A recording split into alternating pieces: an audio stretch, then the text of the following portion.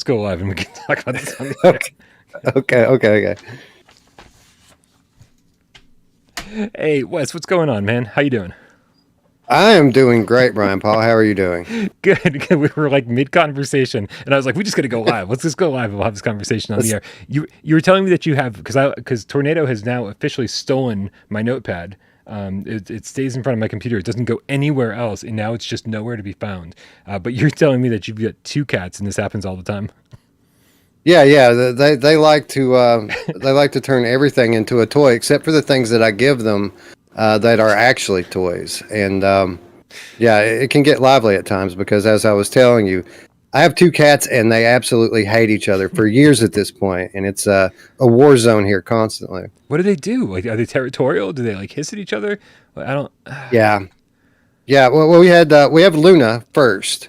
She's our girl cat, and we've had her for, I don't know, 4 or 5 years now. But about 2 years ago, year and a half, Tommy just showed up at our back door and started hanging out, and we just let him in, and we still just let him in, and every time he gets the sneak attack from Luna, and again, it's just nonstop, and I think that's it. I think it is territorial. Right on.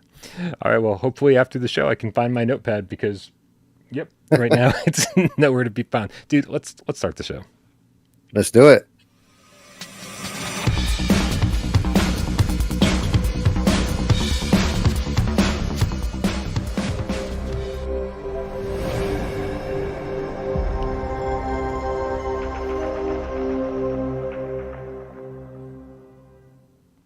This is PSVR GamesCast Live. We film live every single Monday, Wes-day, and Friday right here on YouTube at 6 p.m. Eastern, and we bring it to you live as it happens right now. Like, if you're here, congratulations. If you're here later, then less congratulations, but thank you for stopping by. And of course, if you don't like live shows, you can always listen to this as an MP3 over on podcast services of your choice. Don't ask me to name them. Whatever your choice is, I'm sure it's fine. My name is Bryan Paul, right here, PSVR without Parole. And this gentleman to my right is residing in the nether regions of red light districts. Kentucky. I mean, is that where Here They Lie takes place? Is Kentucky? I could. I've been to some shadier looking places than this that are local here, so possibly. It's Wes Dillon from Virtual Strangers. Thank you so much for joining me this Wednesday, Wes-day, my friend. Brian Paul, thank you so much, not only for having me here this week and every week, but thank you for making my day, because I'm not much of a Christmas in July kind of guy, but if you're going to give me Halloween in April, dude, my eternal 1,000 thank yous to you. I'm so excited. Yeah, man. I saw Twitcher in the chat earlier was saying, we can't let Bryan get away with this half Halloween nonsense. I'm going to say, I came up with it a couple years ago. I think it's catching on. Ever since I said it, and I'm sure that I just saw it somewhere else and pretended like it was my original thought.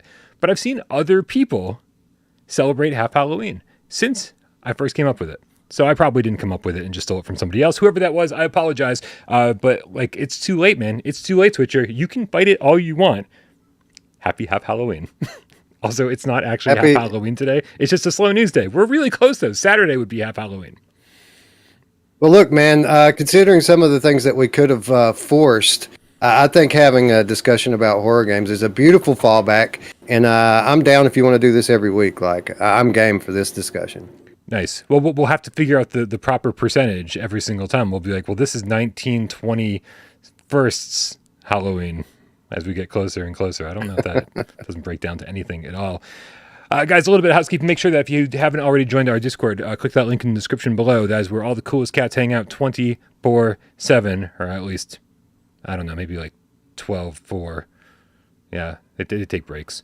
And come hang out with us there. If you want your name on that scrolling bar down below, $3 a month on Patreon, and you also get access to voice chat over on Discord. I just like live in voice chat, man. Like I don't like I'm doing shit all day. I'm writing scripts. I'm doing voiceovers. I just sit in voice chat and like talk to whoever comes by. It's just like a big virtual office these days. And of course, soon enough, we'll be getting the Patreon exclusive videos up and running. That'll be for the $5 or more a month tier. There's going to be some Why We Love episodes again. And of course, I'm going to continue the monthly AMA sessions, which is always a nice hangout. I cried the first time. It was really emotional. But so nice for you guys to stop by. Love it, Bryan. Love that you're an open book with your viewers, and especially big shout out to those on Patreon for supporting the channel. Love you guys. Yeah, man. And what's up to everybody in the chat today? Thank you so much for joining us on this very special occasion, very special holiday. And kicking things off with a $5 tip is Professor Lilith. Says, this May 1st multiplayer poll is now in the Discord. Do you want to be a tank commander, a ninja, or a superhero? AKA Battlezone, Sirento, or To the Top. So don't forget, guys, every single Sunday, Professor Lilith organizes the Sunday multiplayer meetups, and we vote on which game to play, and then we play them every Sunday. So come join us over on Discord. That's where that shit gets organized. Good stuff, man. Which one are you voting for, Wes? Now that's a difficult thing. First of all, and this is going to be one of those titles like Miles was talking about on Friday. One of those titles where people go, I've never played Battlezone. Like, I've never played Battlezone, and people keep recommending it to me and talking about how awesome it is. I've never played it, so I really don't know much about that one. The easy go-to for me would be To the Top, but it's not the easiest game to network in. It's probably the funnest game on the list that I've played, but it's not the easiest game to network in, so I don't know. Yeah, To the Top is their multiplayer is a little bit weird. It's not about... primarily what people are doing in the multiplayer in that isn't racing. Like, that's not the core thing you're doing. You're kind of creating ways to cheat your way to the end of the level as fast as possible, which I find really, really interesting. I think honestly, I would be down for just like some straight up races into the top. But doing all the modifications and stuff, I'm like, it was always fun, but it was never as much fun for me as it was for everyone else. Battlezone, however, dude, maybe you and me got to get into some Battlezone at some point, because playing that multiplayer is so much fun. A little bit of just communicating with your team. It's really firewall in tanks, except wow, yeah, because you you have to stay together, and like first of all, you have to level up your medic ability, which like will heal the tanks around you in your immediate vicinity, and then you have to stay with all the tanks in your platoon, because you need to stay close enough to heal each other constantly. The second one person goes rogue, it's all over. It's like we're never going to see that guy again. Like, goodbye. It's like evasion. Evasion's the same thing. You got to stay together or you're going to die. Kind of, right? Except evasion's just 2 players, right? I think on PlayStation it is. On Steam it's 4. Or actually, I think you might even be able to do 3 on PlayStation now that I think about it. Crazy. I've only done it with 2, so maybe that affected what I thought of it.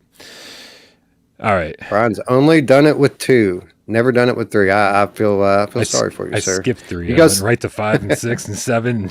Don't tell Mom. I don't think that's what we're talking about. Speaking of which, in the chat a moment ago, Braxbro said basically that we should show our cats on screen, and I just want to first of all warn him that's borderline language. You won't be careful, that could get you banned. And second of all, that's another great reason to join the Discord server, because there's a channel on there for pets, and if you guys want, I will share pictures of Luna and Tommy and Max and the couple of iguanas we have, and our fish even, if you want.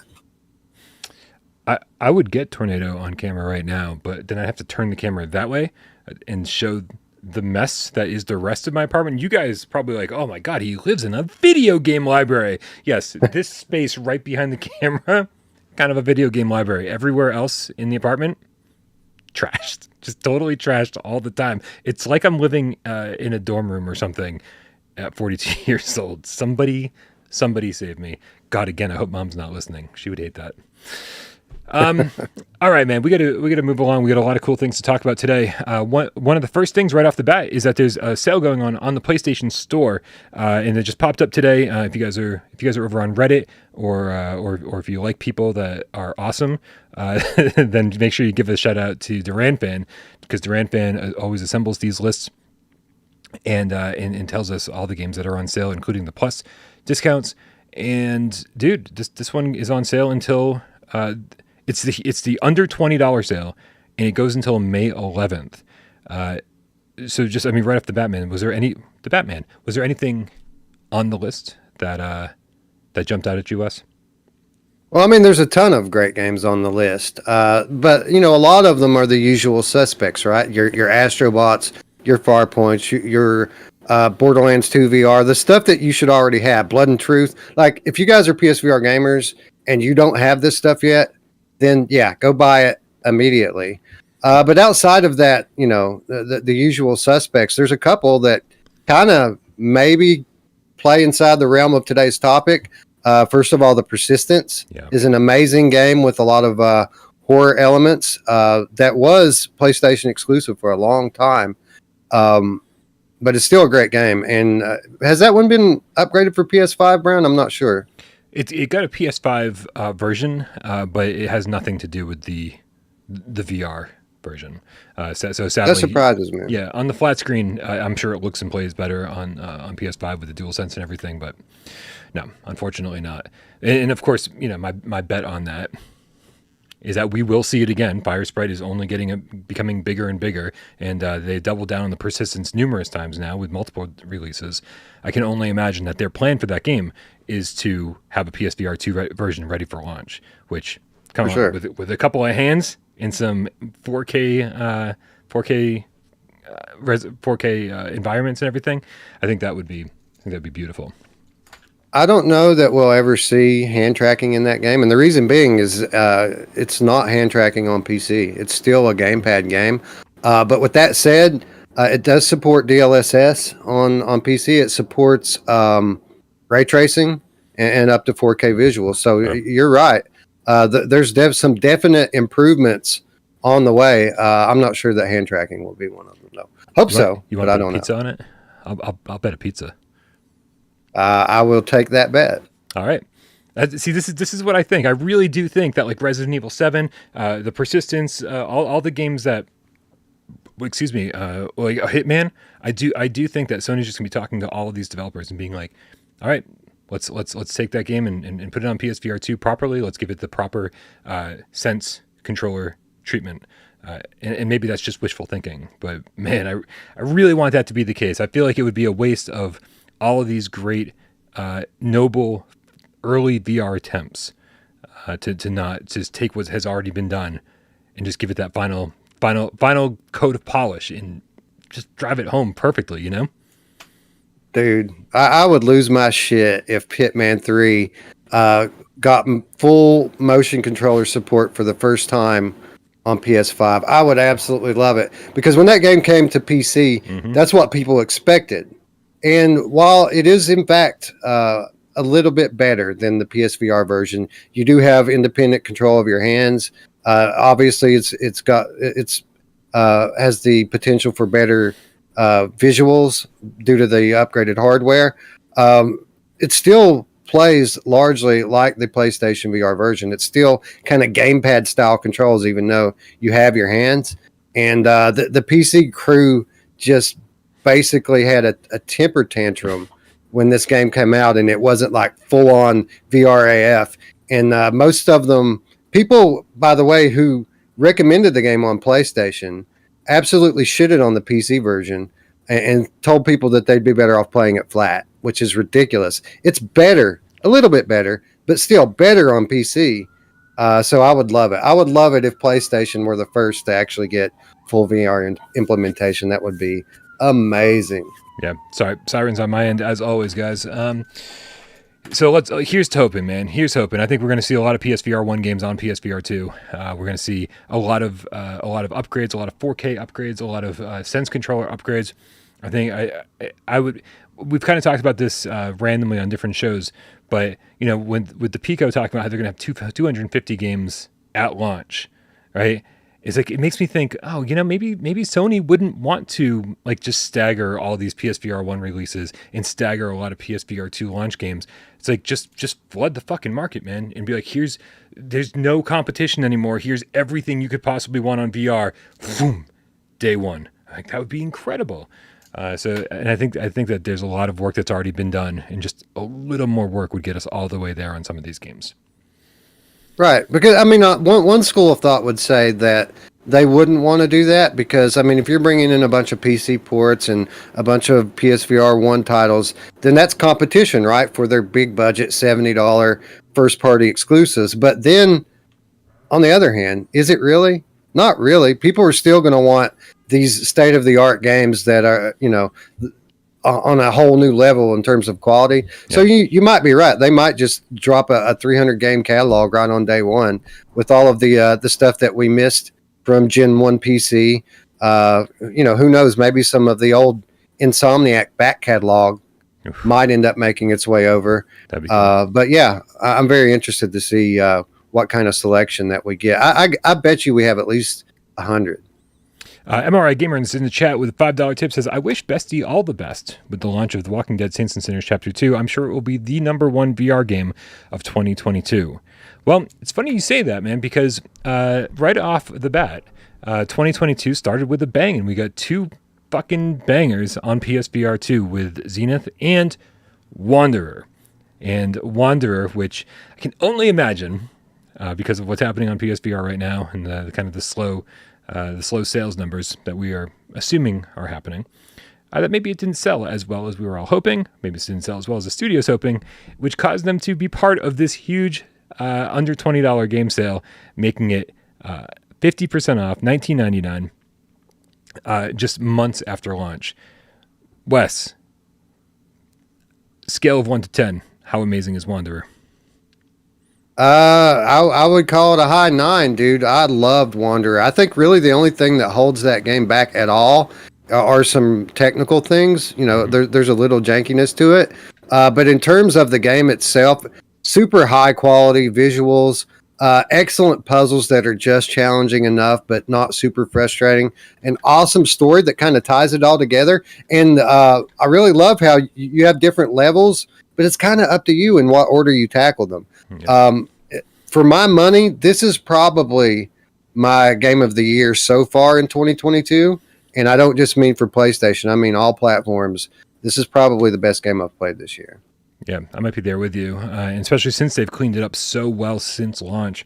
This game was just getting patch after patch after patch, and with every patch it got a little less janky, and some of some of the bugs just were disappearing one by one. And from everything that I've heard, I've got to go back in and kind of play through the entire thing again myself. But from everything that I've heard, it's pretty much close to where you'd want it to be. And so I think I gave it I forget what I gave it, a 9.5, 9, something like that. It was like I gave it a great score. And it is certainly about as close to perfect as it's going to get. So if you guys haven't picked it up, $20 is an absolute steal for this game. One of the best looking games as well on the console. One of those where you see the trailer and you go, PC footage, like we did during the Oculus showcase last Wednesday. We're like, PC footage, it's not obviously going to look this good. I did the exact same thing with this, and I was like, man, I wonder how blurry this is going to be. And then I played the game, and I was like, oh no, this is the game footage. It actually looks this good. And then just to top it all off, it actually, it told a great story, and also had some really inventive puzzles along the way as well. So kind of the best of all worlds, I think. Did you shoot the lady with the flare gun at the beginning? I'm just curious. Maybe. Do you? Is that a fail state? No. I was just curious, just because it's a question that often comes up in my community, and I did. It took a couple shots, but we got her because she's rude, right? You're just trying to pass through. She wants to give you a hard time, and here I am holding a gun. Oh, right. Yeah, she kind of was up on a bridge or something, kind of elevated over you while you're floating down the streets of Boston. Locks you in with the gators, right? Right, exactly. Right. And so you can successfully take her down with the flare gun? I did on PC. I would assume it's the same on PlayStation. That's awesome to hear. Yeah, it was the girl in control of the boat that you're on that I just couldn't contain myself, man. Like they gave me a shovel and I was like, what the hell? And I love that they react like oh, but it's more like an annoyance where it's just like, stop that, but they keep talking. Like, Right. Yeah, it's kind of got that Lone Echo thing going on where everyone kind of wants. Not saying this is the case in Wanderer, but in Lone Echo, like everyone likes to grope your counterpart, and she just kind of gets annoyed with it. Every now and then she'll say something, but yeah, I know the effect you're talking about. Like they recognize it, but they're too polite to say anything. Right, and they can't just like disrupt the flow of the dialogue or the game or anything. So I'm sure that would Right. create just like too many other animations and too many other dialogue that they'd have to record in order to make it in order to make that work. Twitcher in the chat goes pang, and it's a very distinct sound when you hit her over the head with the shovel. This episode's not going to age well. She kind of had it coming. I mean, she was being a bit pushy, telling you to hurry up and stuff. So yeah, how dare she try to save my life? Right. It's crazy. Right. All right, man. Well, the big news of the day, and I guess it's big news, because I think anytime we get any kind of PSVR2 news or game or any developer saying, hey, by the way, this game is going to come to PSVR2, it's big news, right? Because we're just sitting here every single day. I don't know about you guys, but or you, Wes, or everybody here in the chat. I don't know about you guys, but I wake up every single day around 8:45, 9 o'clock, and I don't want to get out of bed. But the only thing that gets me out of bed is the thought that maybe today Sony will announce something about PSVR2, or maybe a game will be announced for PSVR2, or maybe something PSVR2 related will happen, just to make that eternal wait until Q1, maybe 2023, it'll make it all feel just a little bit shorter and a little bit more tolerable. And today, yeah, we got a little tiny bit of that news. Sorry, is that how you feel too? I kind of set you up to like is that how you're feeling about VR right now, or am I alone on this? Well, no, I'm exactly the same way. Only with one caveat. Like when you say you get up at like 8 or 9 o'clock, I do too. But you're talking AM, and I'm talking PM. So like when I wake up, it's just like this sense of fear. Like maybe they announced it today. Maybe I slept through it. Maybe what happened while I was asleep. With that in mind, I never sleep for very long. I sleep for a couple hours. I wake up. I look at my phone. I sleep for a couple more.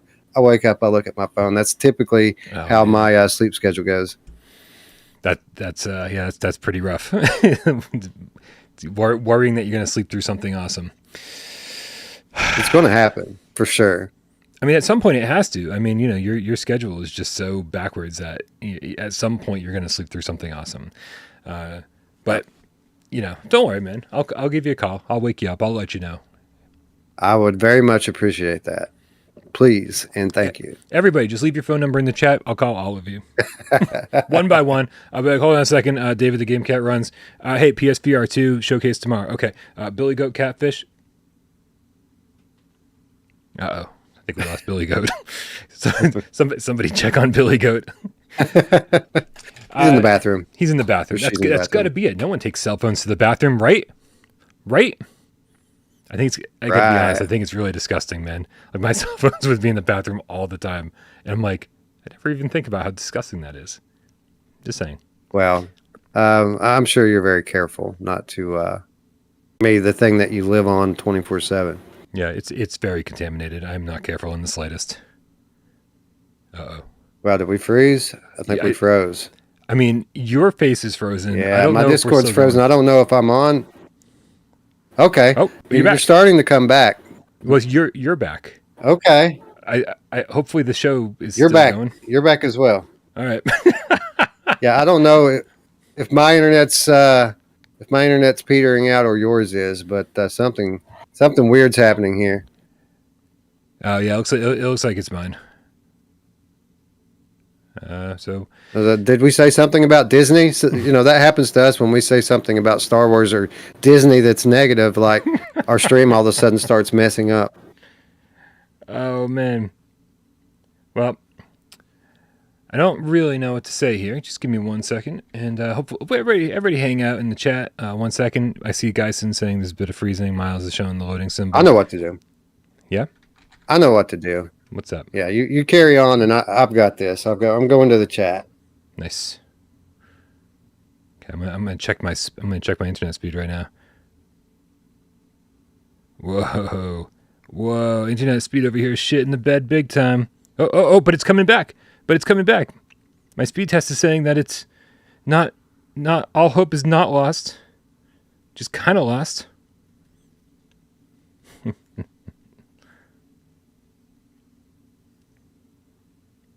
I know what to do. Yeah, it's looking pretty rough. Sorry, guys.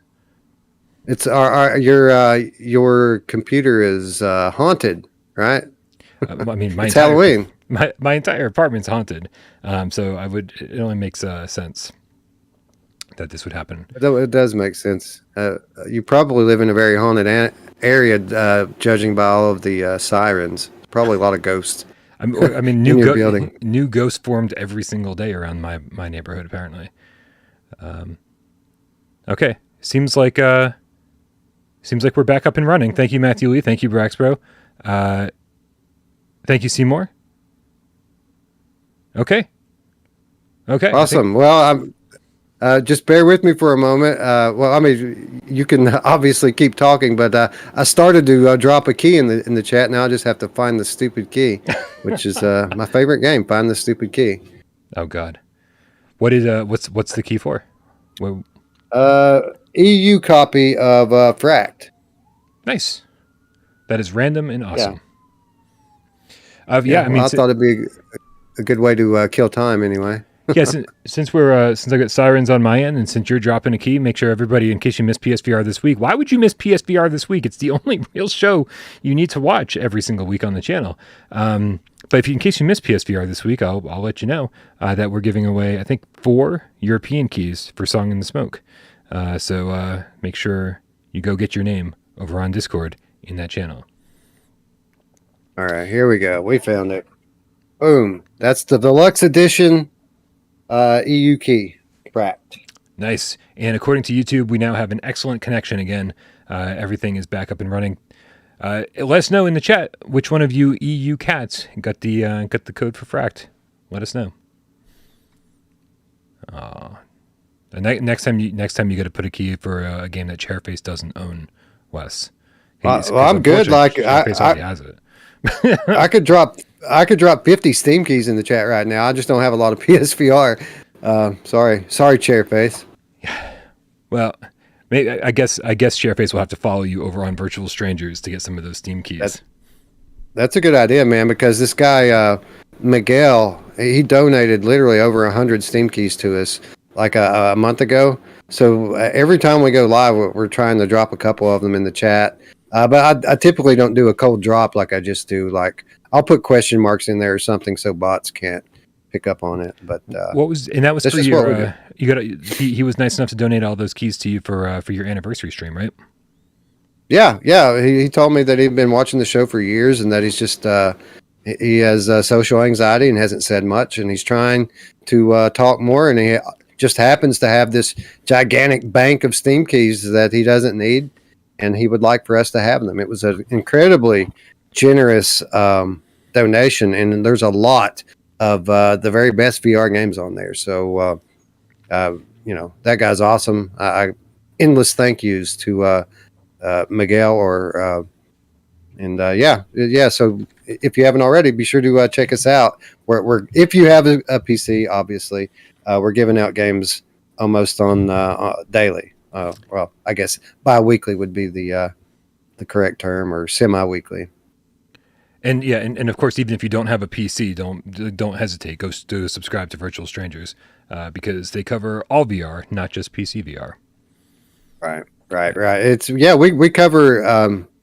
We're kind of platform agnostic. We feel like the VR, each individual catalog has things that the others don't offer, and we love VR so much that we feel like it would be a shame to miss out on those titles. So we try to cover it all, although it can be a daunting task, especially these days. Yeah, for sure. So I think before all the interruptions, oh man, Sci-Fi Game Get Henry's gonna have a field day with these timestamps. Good luck, bud. I appreciate you more today than ever before. But we were talking about, about how slow it's been with PSVR2 news, and pretty much anything is exciting in the world of PSVR2. And since Sony's being so quiet, anytime a VR game is announced, I'm immediately reaching out to developers and saying, hey, what's the deal? Is there a PSVR2 version or a PSVR1 version planned? And struck gold today with the announcement of Afterlife VR by Splitlight Studios. Because they just announced their game. It's going to be coming out on Steam, I believe, next month. And then and then it's going to be is planned for PSVR2 in early 2023. If you're wondering why early 2023, probably because PlayStation VR2 won't be out before early 2023. I mean, that's that's my assumption here. So impressions of the trailers, Wes. Does this do anything for you?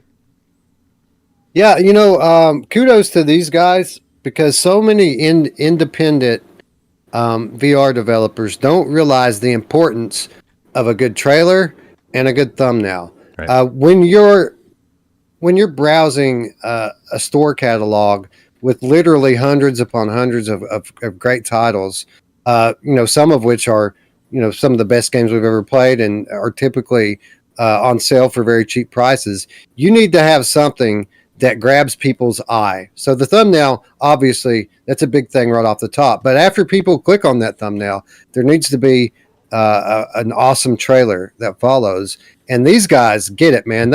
I clicked on this thing, and there was like 4 trailers on Steam for this. Yep. Although they weren't all like super awesome, gameplay trailers. I would class them as effective, to say the least.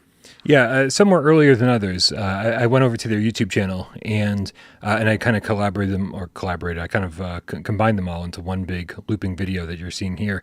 And I think the one that you're seeing now is like a year old. And then some of the more recent ones are on the shorter side. I probably don't want to reveal too much about, I don't want to give too much away these days as they're getting closer to launch. So let's before we start speculating about this game, before we start talking about our hopes and dreams and if it's going to be good or whatever, I feel like maybe we should just head on over to the Steam store listing and read through this thing, man, because this is nope, I interacted with the wrong thing. I'll never understand how the show works. Here we go.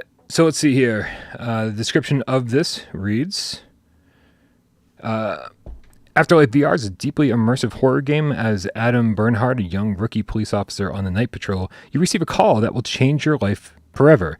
Uncover secrets hidden deep within the Black Rose Mental Hospital walls, where most of the patients pose a great danger.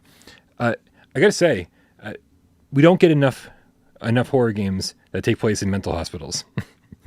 Like I agree with that. We had Outlast, right? And did Outlast ever get a VR release on PC? Because that was something I always wanted on PSVR.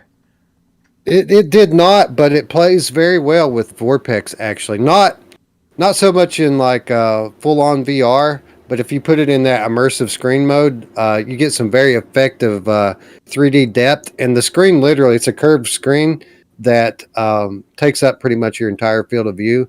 So it feels like a VR game, kind of.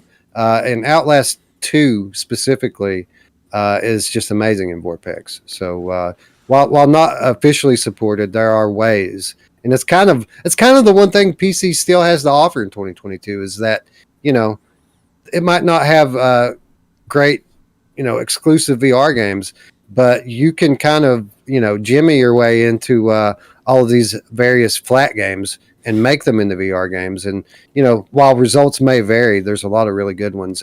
And as time goes on, it just gets better and better. Yeah, it absolutely kills me that the most exciting thing happening in 2022 with VR games has nothing to do with VR developers. It's, it's like we can play Resident Evil 2 in first-person VR. It's like, why can't we fucking do that already? Why did it take some modders to do that? It drives me crazy, man, and I really hope, again, that PSVR2 is going to rectify some of those problems. Scott, sorry, man. I'm sorry. I always, this is what I do. I set you up for a response, and then I steamroll you. Well, my response is I would consider that likely. I do. I think that your vision, specifically with the Resident Evil titles, where we might see 2, 3, 7, and 8 all get VR support, I think it's pretty close to reality. I don't know that they'll release them all together like you've talked about before, but I do think that it's very likely that we're going to see full-on PSVR2 support for all of those titles as they all kind of operate within the same engine. Yeah, my dream, of course, is that we just get everything we want all at once. But yeah, it makes sense for Capcom to kind of dole them out slowly, right? To kind of, so they don't cannibalize their own sales. So yeah, I am 100% with you on that. We got in the chat Scott Thorpe with the 10 quid saying, just a thank you tip. That is all. Appreciate your efforts during this super quiet PSVR2 news period. Listen, Scott, I appreciate you, and I appreciate everybody who keeps the show running and everything. I just want to say, so thank you for letting us continue to do this, because obviously if nobody watches and nobody supports the channel, then I go back to waiting tables and slinging drinks, which was a great time, but it doesn't quite compare to getting to play VR games for a living. So thank you, Scott. Joey Bats 33 with the $5 tip says, a Ghost Hunter TV show styled VR game would be cool. Make it scary AF. So sort of brings up my question about Afterlife for you. And in a lot of VR games, I think. This wasn't on the Run of Show, but it's sort of been rolling through my mind a little bit. A lot of PSVR1 games, and we're going to talk a lot about our favorite PSVR1 horror games in a minute after we're done talking about Afterlife, have been sort of like walking sim or haunted house sims with not a lot of gameplay involved in them. Do you consider that a problem, Wes, or do you think that is just a new genre of game that sort of emerged over the last decade or so? I mean, there's been titles like that prior to VR, but it really exploded, I think, when VR happened with Affected the Manor, and even like Don't Knock Twice and Paranormal Activity, where they do have gameplay elements and some puzzles to them, but most of it is just you walking through the house and the game developers trying to scare the fuck out of you. Yeah, I think that this is a prime example of VR making things better, because this wouldn't have been typically something that I enjoy, but I do think the horror genre lends itself well to these type of games that lean heavily on set and setting, environment, and vibe overall, because the secret to most great horror games is building tension and waiting for the right moment to scare the player. And the great ones, really don't typically have a lot going on. I mean, sometimes we get some stuff, as we're going to talk about in a few minutes, but there, some of the stuff toward the top of my list, really, you don't do a whole lot in. It's more about, being in this world, being on the edge of your seat, having this fear for your safety that you can only get from a VR game. Before VR, I would have told you that I don't have much for these types of titles, but my eyes have since been opened, as some of my favorite experiences really are kind of walking sim. Yeah. I think that I think that it's not an issue by any stretch. I think that VR has kind of shown us that experiences can be cool, that just kind of taking in environments in a walking sim type game can be cool. And of course, there were obviously walking sims long before VR. But I think some of these are just the benefits of some of these games and some of the highlights of these games are sort of brought to the forefront when you're playing it in VR mode, and you can sort of just experience like, wow, this is a beautiful place, or wow, this is a really scary house. Like, just like being in a place like even Don't Knock Twice, which we're not going to talk about today. Like, it's not. I don't think it's a very good, like a well-designed game, and it's obviously super buggy. But just being in that house is, to me, is just like terrifying. Like, what's going to happen around the next corner? And so I do appreciate that this is a new genre and that it's probably here to stay. Yeah, you can really separate the good ones from the bad ones with how frequently they go to jump scares. I wouldn't consider too many walking sims as a problem, but these games that go in too heavy on the jump scares, absolutely a problem, because you just, like we were speaking about before, you just kind of ruin the whole vibe. If there's a jump scare around every corner, then it's not very much of a scare. It's just a thing that happens that you're expecting. Right. But you're not against jump scares, correct? Oh, no. So, like, one of the things that I really liked about Home Sweet Home, even though it's a stealth game and kind of most of the feeling that you get from it is nervousness from the chase or staying hidden rather. There were some really good, well-timed jump scares in that game that actually made me jump. Typically, jump scares don't get me, but there were some good ones in that game that actually made me jump. Yeah, jump scares to me are proof that the developers know what they're doing, that they know how to build tension and deliver a deserved jump scare. And so it's sort of either unexpectedly or just, at the point where you're expecting it the least. Or when things just like the tension just builds to the point where you just can't take it anymore and like you're jumping out of your own skin. Finally, it's almost like a relief of that tension when they finally deliver on the scare or don't for an extended period amount of time. And you're just like, when is this going to happen? And when they finally do it, it's terrifying. But then it's also a huge relief. You're like, maybe I'm okay for a few more minutes. Like I can finally put my guard down again for a second. When Jack, I'm sorry. When Jack burst through the wall at the beginning of RE7, when you're running down the hallway and he bursts through the wall, that gets me every time. To this day, I know it's coming, and it still puts me out of my seat, raises my pulse to 120. That's probably the best example of effective use of jump scare that I can think of. So just to be able to wrap up the topic of this game that was announced, I feel like we're so desperately trying to get to the next conversation already. But I'm just sort of looking at these animated GIFs. I'm looking at the descriptions, and I feel like that this might actually be a pretty decent combination of gameplay, walking sim, haunted house, and just the overall vibe that you're talking about, and. Let me just read off the bullet points real quick, because again, there's not a whole lot that we know about this game right now. It's coming to Steam, in the next month or two, and so we'll obviously know a whole lot more about it once it's out or in early access. But just to wrap up this part of the conversation, they say immersive first-person horror game built from the ground up for VR, like everybody says. Bone-chilling story that will make you question your own senses. Okay.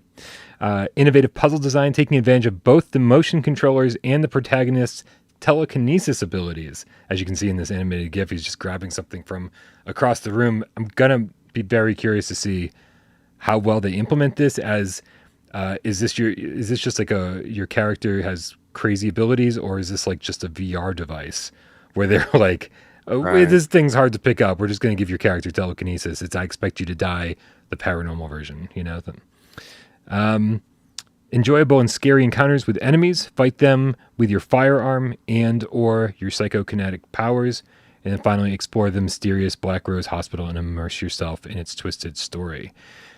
Yeah, and this is in which I'm glad there's combat in this game. So many games just avoid combat altogether. And I know that sense of being defenseless, I think that the Clock Tower series actually nailed way back on the PlayStation 1, is one of those things where it's truly terrifying because you have no way to fight back.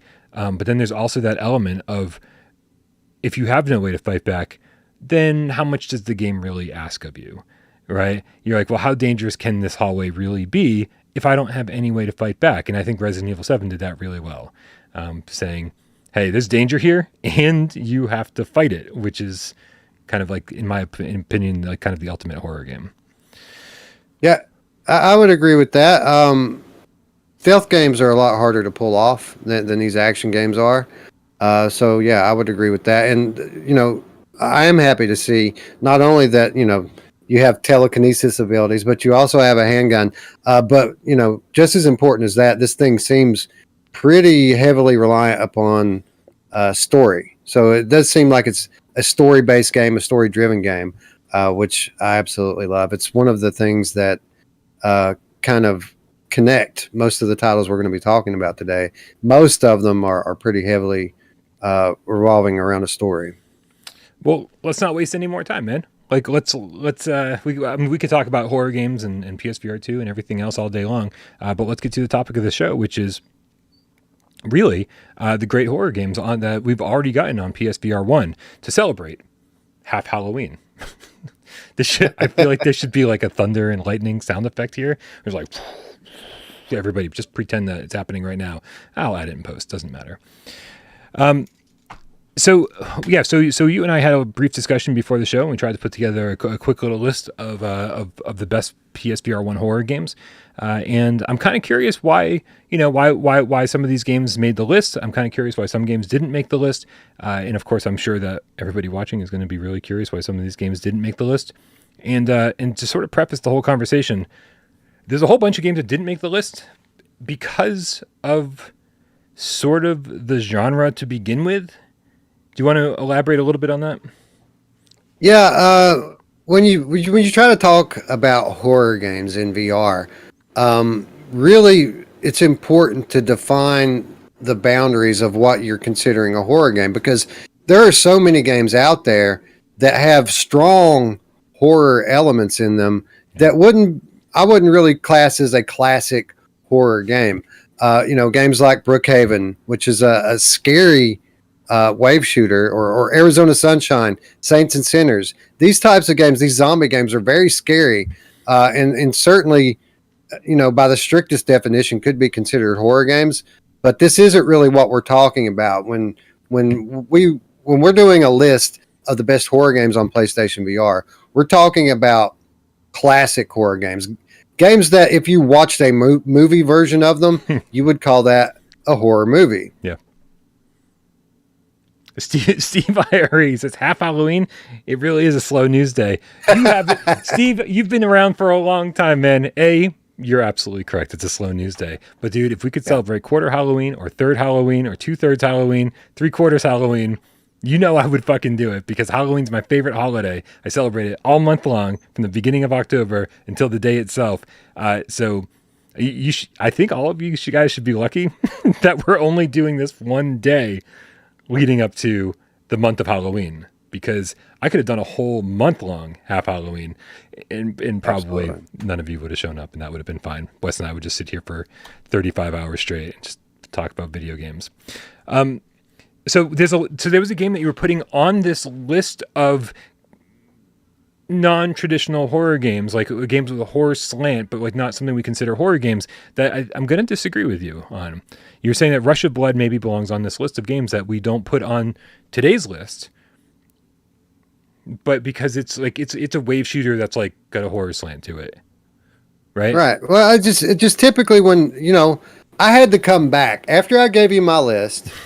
I had to come back and put Rush of Blood on it after I thought about it, and the reason is, when I think about horror games, I don't think about Rush of Blood. Now, is Rush of Blood absolutely one of my favorite games on PlayStation VR? It 100% is, and probably from the older titles in the catalog, probably gets more playtime from me than any of them. Even with the issues it has on PlayStation 5, I still probably play more Rush of Blood more than even the titles at the top of this list we're about to talk about. But when I think about a horror game, I'm thinking about something that if you're watching it in movie form, you would call a horror movie. And this really just isn't that. It doesn't have much of a story. There's a little bit of a backstory to it. It's absolutely scary. I mean, if that's the only category or the only criteria that makes a horror game versus not a horror game, then this is absolutely a horror game. But just in the confines of the conversation today, I don't know. I could take it or leave it. I think we're it certainly deserves to be mentioned, which is what we're doing right now, because it's a great title. And for the longest time, Bryan, this was my demo title for VR newbies. Like anytime I wanted to show them VR, Rush of Blood was the first thing I put them in, and I've converted a few people because of this game. Yeah, same. I haven't converted as many people, I'm sure, because I don't invite people over my apartment very often. But my dad seemed to enjoy this pretty much. It was, and he didn't seem terribly scared. And I do want to be very clear that this is one of the scariest games I've ever played. Probably like not in my life, but I mean certainly in VR. I think it's terrifying. Only because if you haven't played it, two things. One, every level kind of addresses a different fear. Right? It's like sort of a different theme. And so if level 1 doesn't scare you, or level 2 doesn't scare you, level 3 might, or level 4 might, or level 5 might. And so if you haven't played this game before, cover your ears for the next 10 seconds. When everybody covering your ears who hasn't played it, no spoilers, no one's going to complain in the comments. It's on you now. When those spiders crawl up your legs and you look down and you see spiders on your leg and then and they crawl, I hate spiders so much. And then and I'm just like, and I couldn't handle it. It was the only time I've ever thrown off my headset ever, just out of fear. Just been like, boom, I can't handle this. And that was the only time I ever did it. I couldn't even close my eyes because I would have just thought that they were there and I couldn't see them. Had to take off the headset. So this game affected me in a way that even Resident Evil 7, I had to take breaks on Resident Evil 7, but I never threw the headset off, never once. So, I've never done that. But there are some things in this title that really scare me. Specifically, I love and it only happens a few times in the game, but it'll kind of flash you into another reality, and you'll see like visions just for a split second, and then it'll bring you back. I think those are rather jarring. A good effective use of jump scares, if you will. There's the scene where you're going down the elevator, and there's things crawling all around it, and you have to kind of shoot them off the elevator. I found particularly scary. And then kind of later in the game, there's this enemy that's like super fast and just zips around the screen, and it'll stop every now and then, and that's when you have to fire at it. Yep. I find that thing particularly frightening as well. Yeah, Braxborough said the mannequin levels got him, and not gonna lie, that's one of those things about VR that VR does so well. You turn your head over here, and then you look back, and the mannequin's in a different place. That will fuck you up, stop you in your tracks, and when you're riding in that mine cart or whatever it is, the roller coaster cart, right? And you don't have control over how fast you run out of that fucking room. When the game has control and just slows you down to a crawl, and you're like, get me the fuck out of here. And you're like staring down mannequins because you're like, if I turn my head, that thing's gonna fucking move or come closer to me or multiply or something. You're like, get me the fuck out of here. Like it's so stressful that like I'll just never forget that shit. I'll never forget it. That's a good call. And how about when the first time the pigs move and start squealing? I mean, that gets you, right?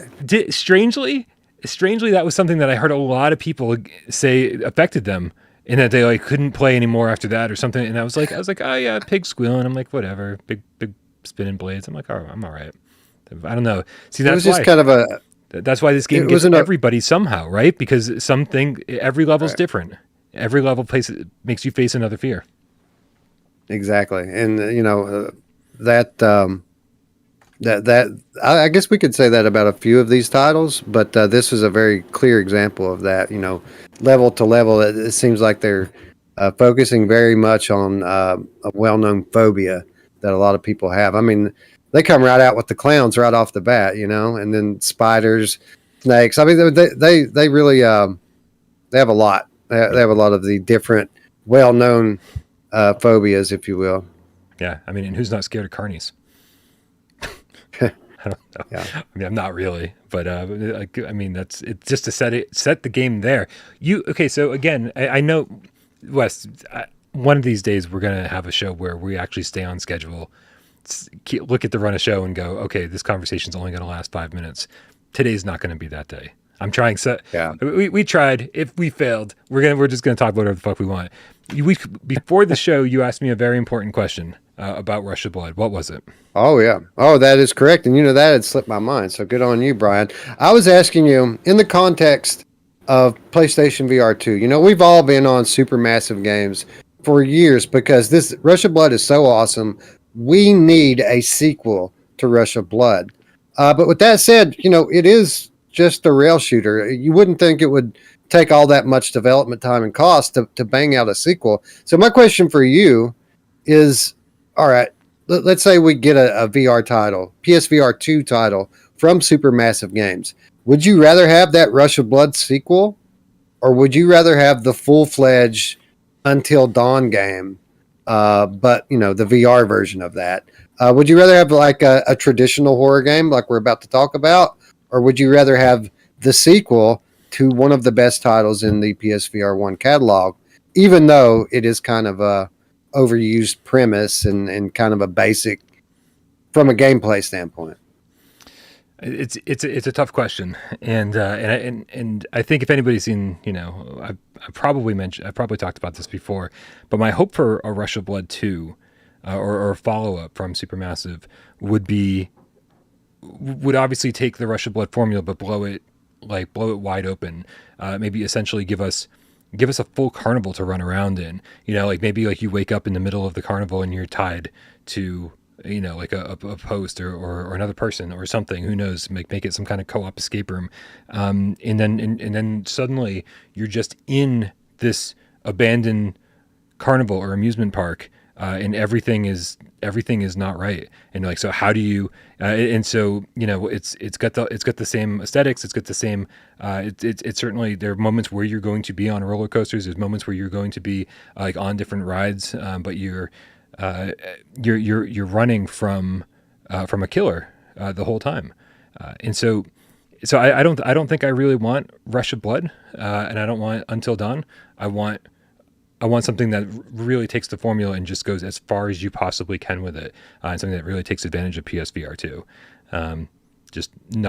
No, What? Bryan, you're gone again. You're gone again. You're back now, thank God. Okay. But you froze up again. Sorry. Oh man. I'm checking. Anyway, everything looks okay. I think we're okay. All right, good. Because I want to say I love it. I love the idea. Picture this: you're walking into an amusement park, not an abandoned one, an open one, with your family. You maybe have a few mini games, some little story bits to start the game off. Maybe you end up down off a side path to smoke a cigarette or what have you, and thump, the screen goes black. You wake up later, and it's dark. Where's my family? Who's that over there in the bushes staring at me? Oh my God, he wants to kill me. So the premise of the game is you got to find your family and escape. You obviously have your park map that you picked up on your way through the door. But as you make your way through the game, you find certain areas of the park inaccessible, be it because there's a killer after you or some supernatural thing keeping you from going that way. So you have to access the rides to maybe gain access to new areas.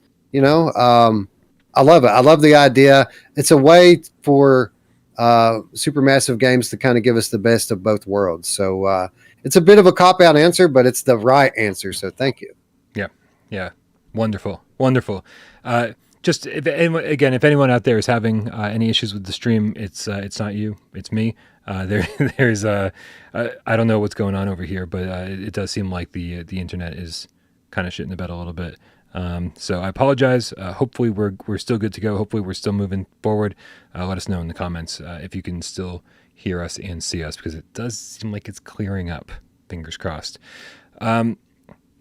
Wes, let's talk about some of our favorite PSVR1 horror games, and really talk about why they belong on this list. What makes them special? What does VR do to kind of like accelerate or amplify the horror? You want to start at the top of the list with the best and work our way down for time wise? Yeah, that sounds good to me. We'll try to move through it kind of quickly. Yeah. I'm sure we'll fail, but we'll try. I think there's no way we were going to start with any other game. I don't think anyone's surprised by this. We weren't going to start with any other game other than Resident Evil 7. Resident Evil 7 is by far still my favorite PlayStation VR game, and a lot of that has to do with just how scary it is, right? And actually, it has a couple of hurdles in front of it, keeping like that you would think would keep it from being from being a great VR game, or from being as scary as it could possibly be, because you're confined to using the DualShock 4. And for a lot of people, I think that kind of pulls them out of the immersion. For me, it didn't change a thing. And with the addition of head aiming, the head tracking aiming, I felt like it was just VR enough to convince me that I was there. I think everybody's heard my experience, though, with Resident Evil 7 enough times. And you're still fairly new to the channel, Wes. What was your experience with Resident Evil 7? Did you play it in VR before, for the first time? Was that your first experience with it? Yeah, absolutely. I had gotten away from gaming largely outside of retro games and emulators. I hadn't been playing flat games up until about a year before I got my PlayStation VR. But to answer your question, yeah, my first experience with Resident Evil 7 absolutely was in VR, and it's one of these things where like this is an evergreen title. I could play this game repeatedly, and as I was mentioning a moment ago about the jump scare with Jack, like it doesn't matter that I know what's going to happen. This game still nails it. It still scares me to be in this game, and to be honest, most of the games on the list today don't scare me. I enjoy being in them just because I enjoy this type of atmosphere and this kind of dark narrative. But really, it's only a couple of games that really scare me at all. And this one by far scares me the most. Excellent audio design, excellent game design in general. A lot of the scenes, especially the boss fights in this game, are just expertly put together. Beautiful graphically, even on some of the older hardware. Yeah, man, this game is outside the fact that it's a gamepad game. It's pretty much the total package and the standard in my eyes with regards to horror games in general, not just VR horror. Yeah, one of the worst things that ever happened to PSVR was getting Resident Evil 7 just a few months after the launch of the headset, because really I think this set a standard that was impossible for most developers to ever match. We sort of we got this so early on, and it worked so well that we were sort of under the impression that, oh, this is a PS4 game that works almost flawlessly in VR. Any developer that wants to put their PS4 game in VR can do it, and it sort of set me down the wrong path right from the beginning, saying we're going to get BioShock in VR, we're going to get this game in VR. If we can get Resident Evil 7, we can get any game in VR, and that was absolutely incorrect. We didn't get many games, and as you said, it's the absolute full package. A lot of the games that we're going to talk about, and a lot of the games that we've already talked about today, experiences, haunted houses, sirens on my end, walking sims, right? Games that we don't do a lot of stuff in. You just want to get to the end of it all. And this game is a full-fledged campaign with lots of different sections to it, lots of different bosses, lots of different characters, NPCs, story, like just a full-blown narrative, and just everything you'd expect from a full-fledged console game. And here we go. We got it within months of getting our PSVR1 headset, all in VR for the most part. And so, yeah, yeah. I'm sorry. Here I go cutting you off again. And not only that, but as a fan of the Resident Evil franchise, this game did something that I loved, and it kind of went back to the original formula. I've always been a fan of Resident Evil, but if you had asked me prior to RE7 what my favorite Resident Evil game was, I would have told you the original Resident Evil, because I love the whole idea of being in a huge estate and then being able to search through it room through room, finding secret areas and what lies behind locked doors. It's one of my favorite things. It's one of the things that makes it most like a classic horror game, and they kind of returned to that with Resident Evil 7. It was one of the things, honestly, that kind of worried me about Village, was that it's you're kind of outside and in more of a village, right? But when I saw the castle in the background up on the hill, that kind of saved it for me.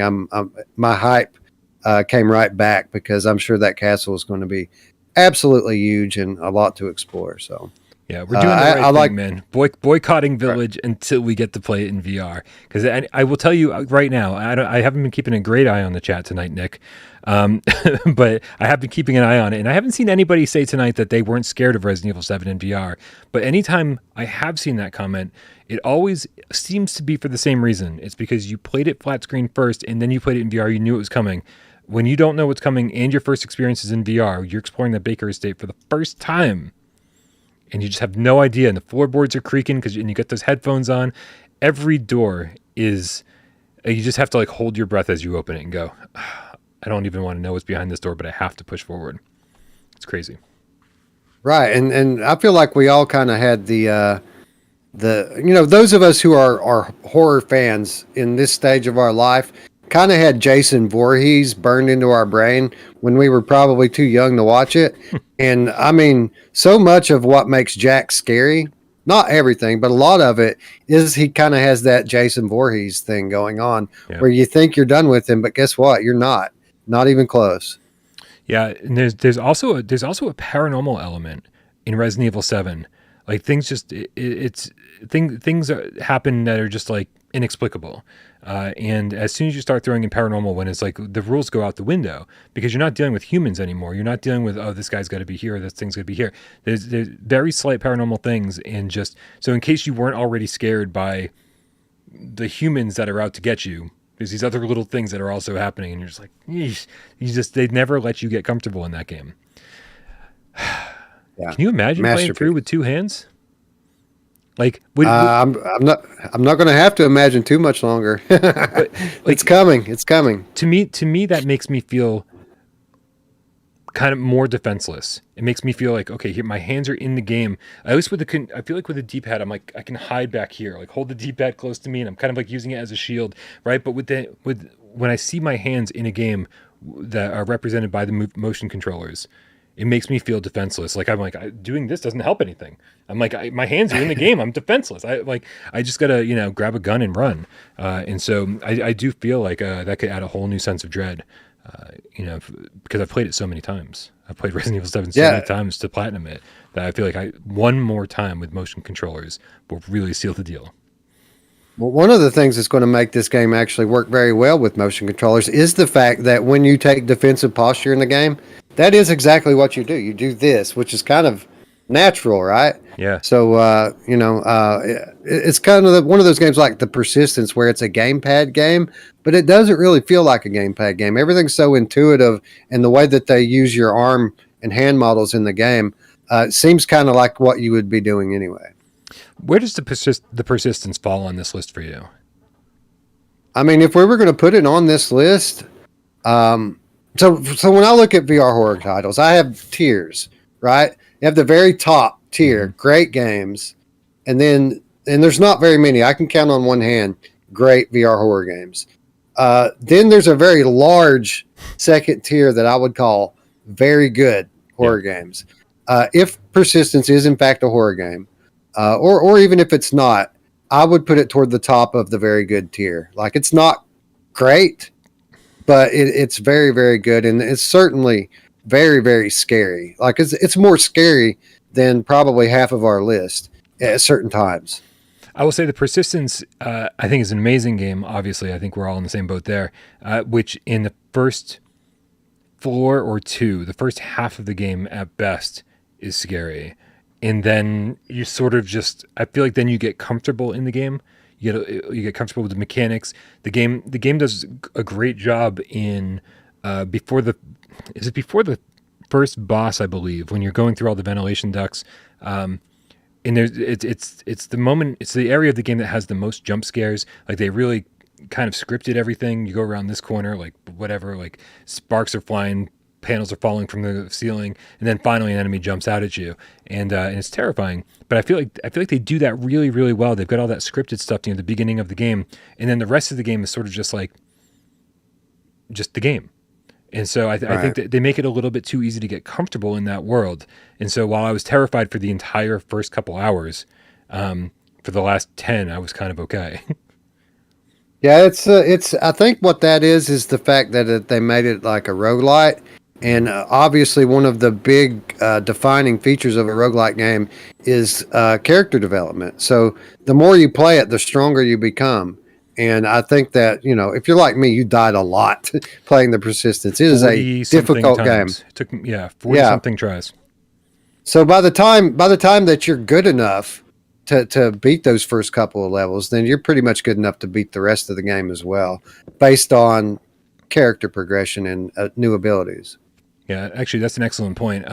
Like progression is one of my favorite things about non-horror games. Like when I play like an RPG or anything else, like what I want the most.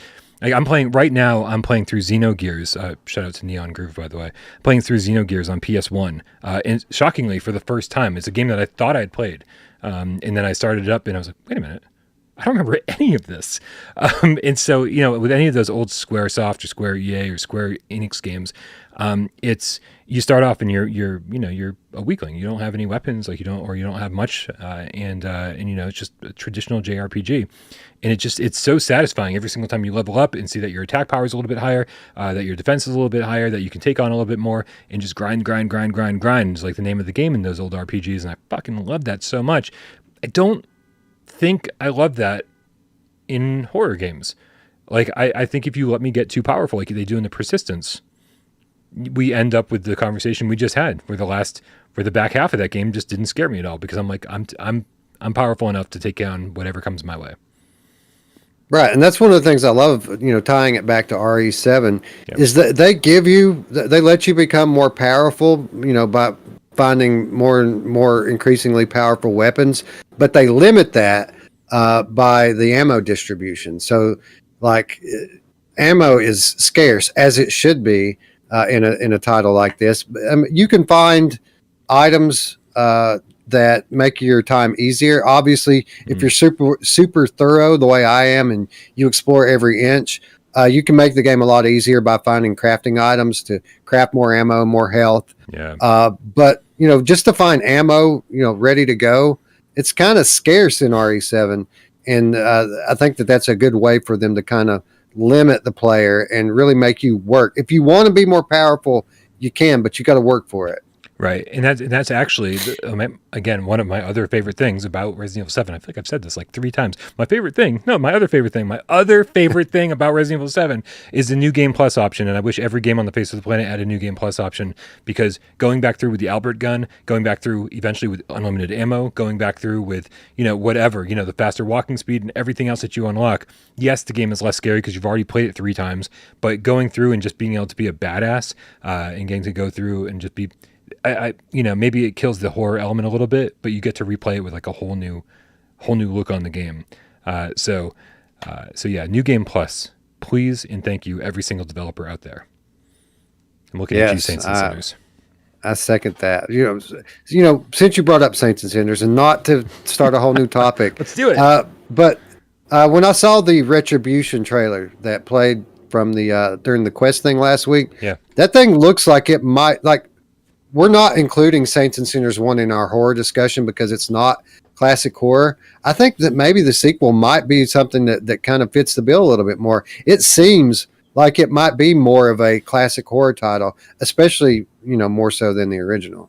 I mean, it reeks of Resident Evil 3, right? Like this, it seems like there's going to be a Nemesis-style character that actually traipses through the game behind you at some point, and who knows, maybe just bust through a wall like when you least expect it, or the Saints and Sinners 1 had that area where you were always safe, well, for the most part, no spoilers, and so it would be nice sort of to know that nothing in Retribution is a safe zone. Just you go back to your sleeping quarters, whatever, and you might not be safe there. You think that going hiding out somewhere will keep you safe. No, that thing's going to bust through the wall, Nemesis style, and go stars, whatever. So, and that shit was scary, like that because that really changed things up after Resident Evil 1 and 2 on 3. Like that was just something you could easily escape zombies in Resident Evil 1 and 2 just by walking into another room. Most zombies couldn't walk through doors. Like you were good, and so that would mix things up big time with Retribution. I would love that. Right, and it makes you think twice, right? When you're scavenging and exploring, to know that at any minute, this guy's got you in his sights and could bust through the wall. So you really have to kind of think twice how long that you stay in certain areas, and how much do you really want to explore, which is a struggle for me because again, I'm the type of guy that. If you beat a game in 5 hours, it takes me 10 because I just take in every little inch of it. Yeah, that's my goal too. And if I'm not under a review deadline, if I'm not trying to get my review done by the time the game comes out, then I will take as much time as I'm given basically to play that game. So I'm right there with you, man. I love that. I love it. Absolutely. I saw somebody in the chat mention Here They Lie. Did you see that? I did. I did not notice who it was. Maybe Dan Kiefer. I think it was Shirley Funk, to be honest with you. I think Shirley Funk was talking about how Here They Lie is terrifying. And strangely enough, that is actually very, very high on our list. Yeah, yeah, and it's not for the same reasons as I would think any of these other titles. For me, anyway, like Here They Lie, it is a walking simulator. There's not a whole lot going on in this game in terms of gameplay, and it's not a very good game from a technical perspective. I mean, it's a blurry mess. Like the controls suck in it. Like it's nausea inducing, even for me who has an iron stomach. Sometimes I get a little queasy playing Here They Lie. But it's just what this game is that I love so much. This game is a very literal work of art. There's so many things going on under the surface with this game, with what it's trying to portray, or at least what I take out from it. Like any true piece of art, I'm sure we all get something different from it. But there's so many things going on so many different levels in this game. I feel like it might be the most unique game I've ever played, and I absolutely love it. I've played it time and time again, and I literally I notice new things every time I play it. It's a masterpiece in that area where it's kind of a broken, janky mess in the kind of all the technical things you typically review games on. Yeah. Also, Shirley Funk apparently is the Funk Bomb Bro. He uses his mom's phone. So that's actually hilarious. What's up, bud? But I will 100% second everything you just said. The great thing about Here They Lie, again, you said it's blurry mess, and I think it was blurrier at launch for some reason. I don't know if it improves on the Pro or what they did to it, because every time I always think of Here They Lie as a blurry mess. And then the last time I played through it, or the time before that, I remember walking through the train station and then walking up those long stairs into that first area where there's just so much detail. There's all these like little. It looks like there was a crafts fair or something happening. I forget, like it was like some sort of thing that was happening in the center of the town, and it's just been totally abandoned. And there's just so much detail every single where you go, and it's oddly realistic despite the fact that it's low resolution. Right? It just feels like a real place that everybody was just hanging out at. I don't know, maybe a couple weeks ago. Right? It seems like it was like a densely populated area and very lively, and shit was happening, and then just something happened very quickly because no one's there anymore. And it sells that very, very fast. It sells it to you. Yeah, and that's one of my favorite things about this game is that you never quite figure out what's going on. Like the game gives you clues even from before you even get in the game. The title of the game is kind of a clue as to what's going on, or is it a misdirection? That we can have that debate. But basically the whole time as you make your way through level after level after level, you're trying to get your bearings to really determine, what is this place? Why am I here? Am I dead? Is this purgatory? Am I going to hell? Like, these are the questions you're asking yourself. And it turns out, I don't want to spoil the game because everyone absolutely should go play this.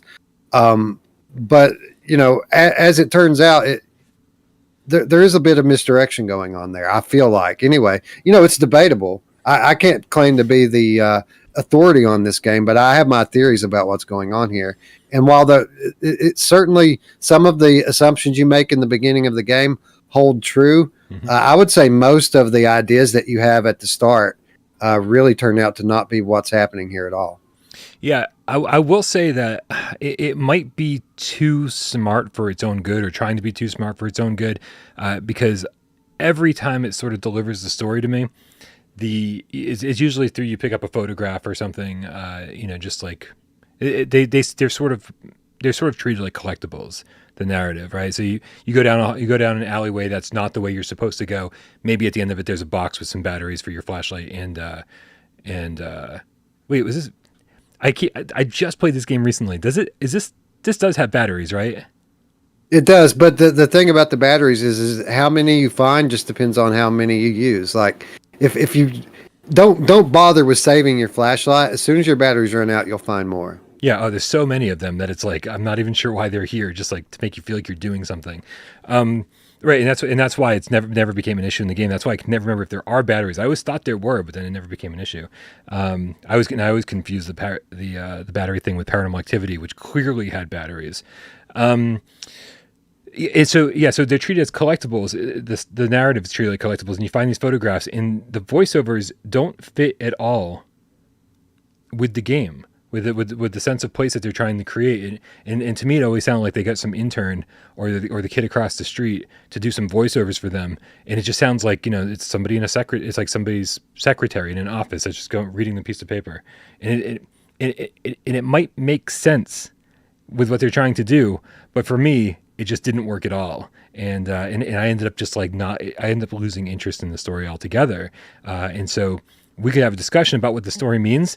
But honestly, for me, this is the definition of a walking sim, and you're just pushing your way through the game and experiencing these kind of fucked up things that they're throwing at you along the way. And those things are what I try to interpret less than the story that they're actually just spoon feeding me.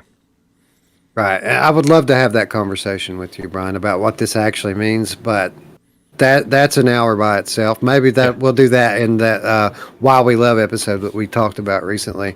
But what I would say to the pictures specifically that you were talking about, I don't think those really tie directly into the story. It's more of an indirect thing.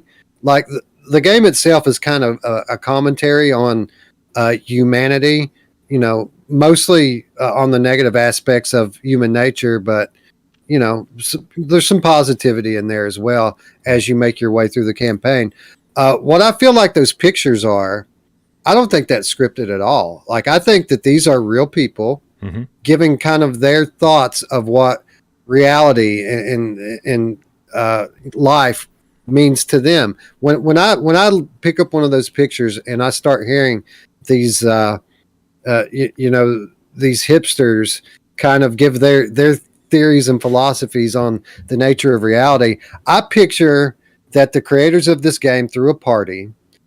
I see a big bonfire and people sitting in a circle around it, people from all aspects of life, friends, if you will. And maybe they've all had like an eighth of a gram of mushrooms or something. Probably some of them have had more than that. And then they start spilling on, what their philosophy. None of us know what the true nature of reality is, but we all kind of have our theories, those of us who are open-minded. Excuse me. So when I hear this stuff, some of it sounds like nonsense to me. Some of it sounds plausible, but this is absolutely stuff that things that I've heard before, mostly when I was in college, when I was hanging out with a lot of these types of people. You mean when you were hanging out with me in college? We didn't know each other in college, but it sounds like you're talking about me.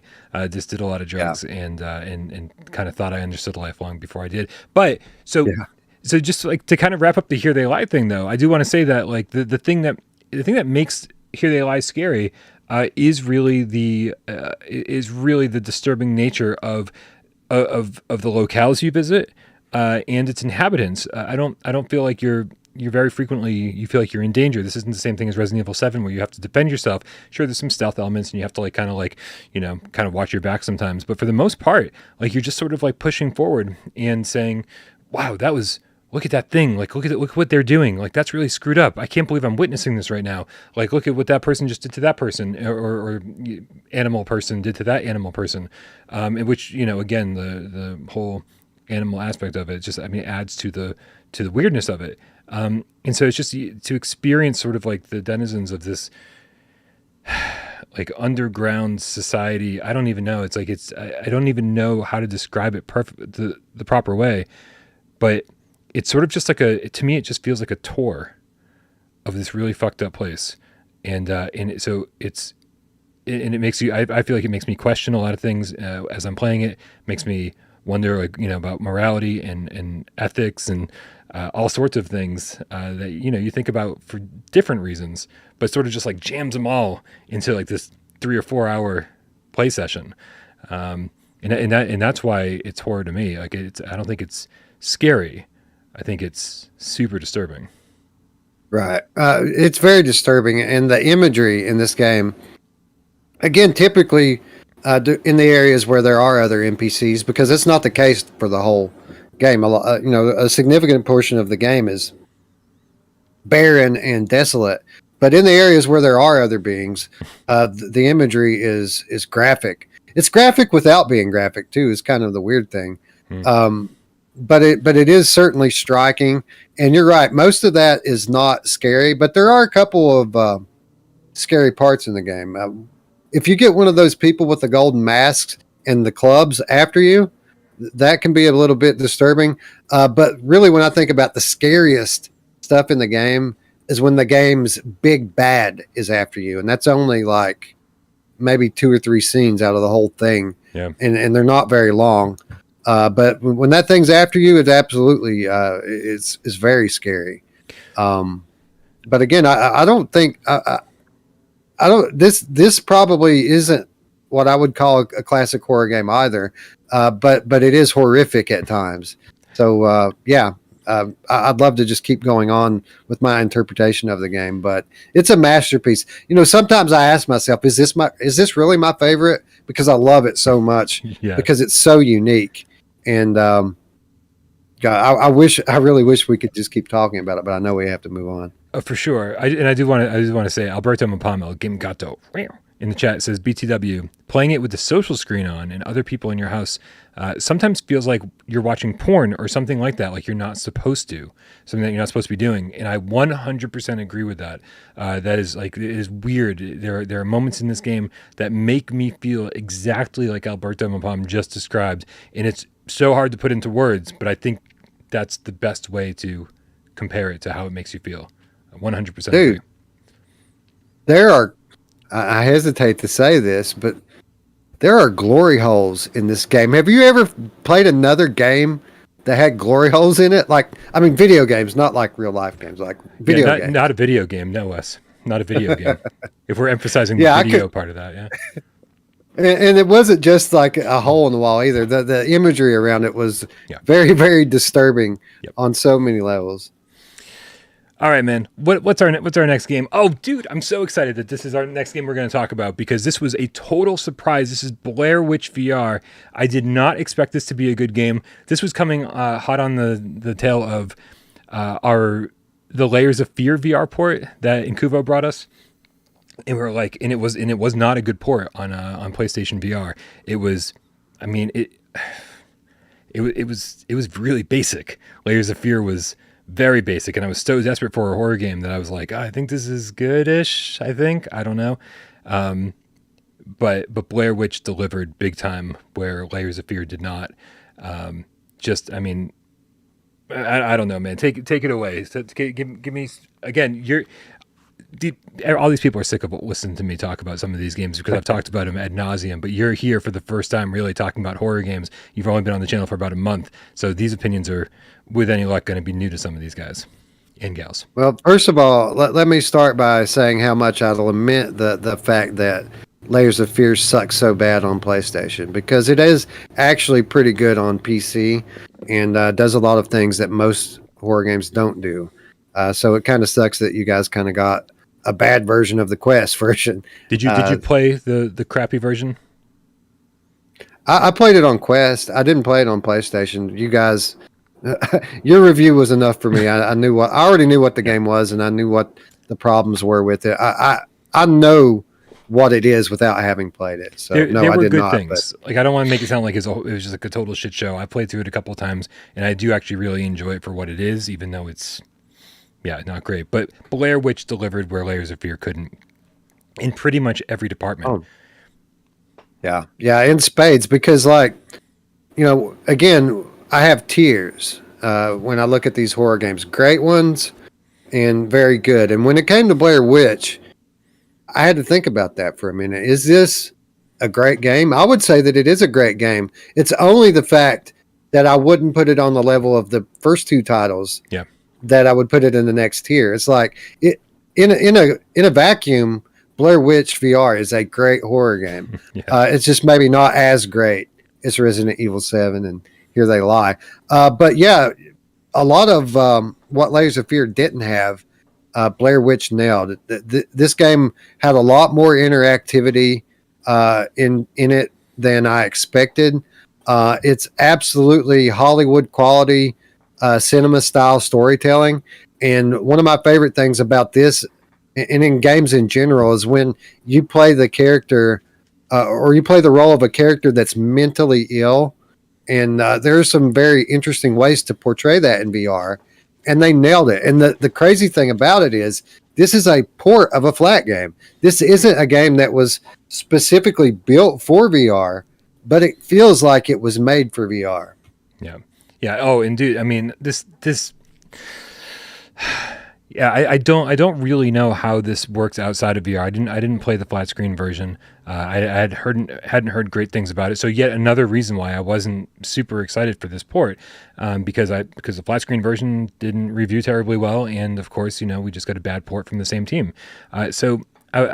But when it comes to the actual game and the gameplay, like you have a dog in the game and you're worried about your dog. If you've got any pets, then immediately you're gonna bond with this guy. Was it Bandit? No, it was Bullet. Yeah, Bullet. That's correct. And let me just say, some of the stuff with the dog, just brutal, heart ripping stuff. Yeah, so you want so that like that protector part of you comes out almost immediately. You're like, you can pet the dog and you're hanging out with the dog, and the dog's leading you and kind of helping you out, and like you create a bond with the dog over a certain amount of time, and so you are definitely protective of the dog. It does something like there's you've got animals in other games, but this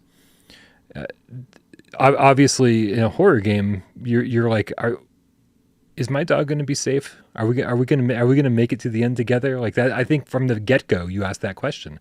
And so we won't spoil what happens. And so it sounds like I'm spoiling it, but I'm kind of not. You're not. So, but yeah, dude, but it's strange that things like the move integration in this game, the way that the video camera allows you, the way you interact with the video camera and how the button layout on the video camera is identical to the button layout on your Move controller. From a team, again, that just brought us kind of a crappy port, this goes, oh my God, they really put a lot of thought into this version of the game and the other versions that also mimic the other controllers that they ported to. And so it's one of those many things, those small little elements that allow you to forget that you're in a game. Right, because when you're not struggling to figure out the camera controls, it's one more little thing that adds to the immersion. And when all those little things start adding up, like, oh, I just know how to use my inventory system, Exorcist Legion VR, or like I know how to walk forward because the move button always walks me forward. I know how to operate this camera because the button's layout is exactly the same. I don't have to look at my controller underneath my VR headset. It's the same thing that I'm looking at in the game. Like all those little things always add up to make you kind of forget that you're playing a game. And that's exactly what Blair Witch did. And that's why it was more scary, I think, than it had any right being, was because all the little things added up and allowed you to forget and allowed you to just kind of embrace the immersion a lot more. Yeah, super immersive, great production value, like beautiful on all platforms, and great sound design. So like the technical stuff is all there. The controller integration, like you said, is perfect. Again, across all platforms, and unique on top of that. The story is original, and it really doesn't tie in a whole lot to like the Blair Witch movie. I mean, there's some loose connections, but it's an original. It's a story that's original to this game, that's very nuanced and well told, and it's a big map. And while it's I guess technically it's linear, it doesn't feel linear when you're playing it. When you feel like you could go in any direction and just keep walking for miles, and you always kind of end up finding yourself where you need to be. Right. But it's easy to get lost, even though it's a linear game, so to speak. No, I totally agree. So speaking of terrible controls, we don't need to go through the rest of this list. I don't think we could. There's certainly games on this list we could talk about for hours on end. But I do. Sure. And if you're okay with concluding this talk with this game, I think this might be a good place to stop. And that's the Exorcist Legion VR. I think this is a game that is terrifying and scary despite itself. This is a game that, unlike the game we just talked about, Blair Witch, that kind of nailed everything for all the immersion elements. Wolf and Wood is determined for whatever reason to not implement the control scheme that we're all familiar with.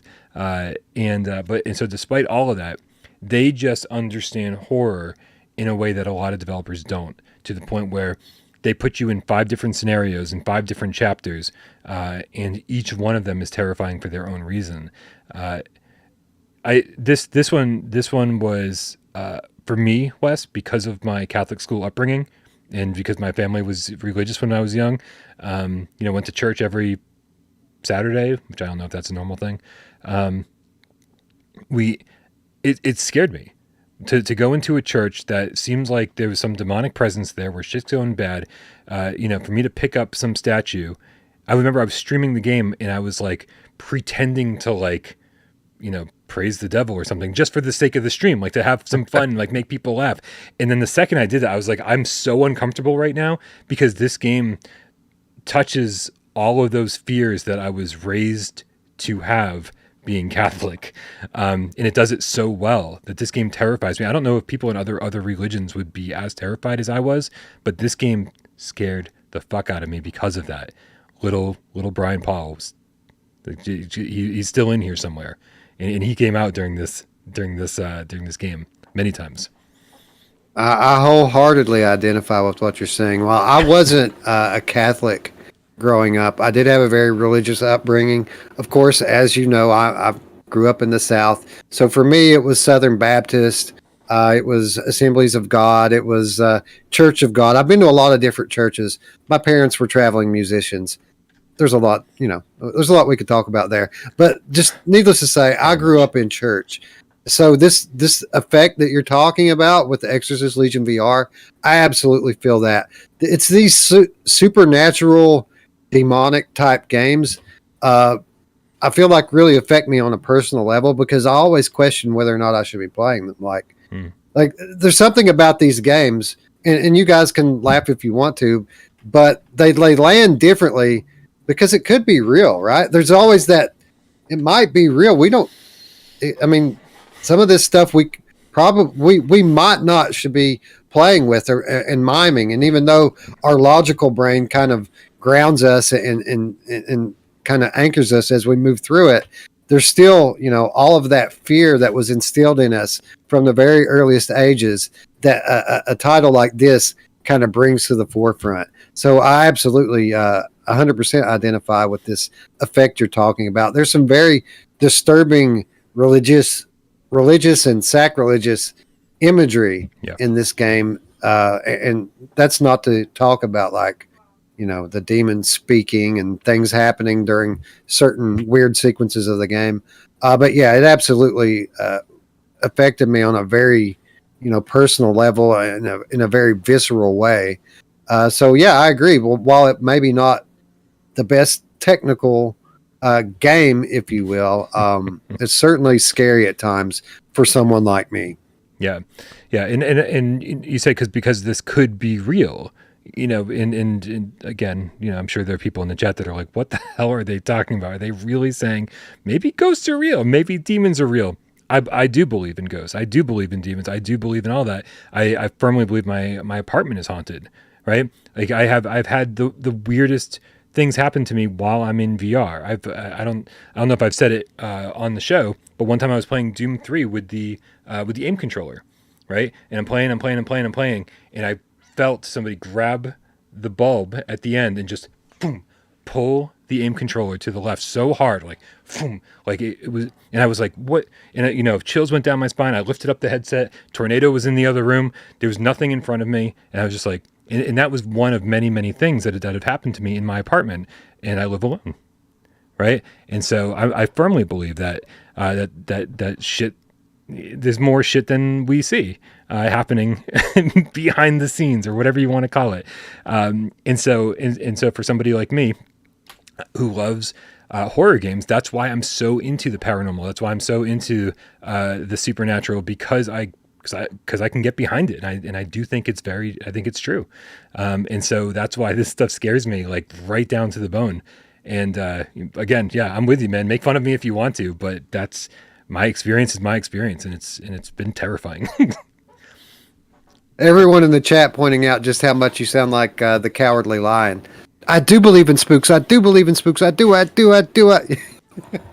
Maybe the wizard can grant us some courage. Let's lock arms and skip down the yellow brick road, Wes. We'll see what happens when we get to the end.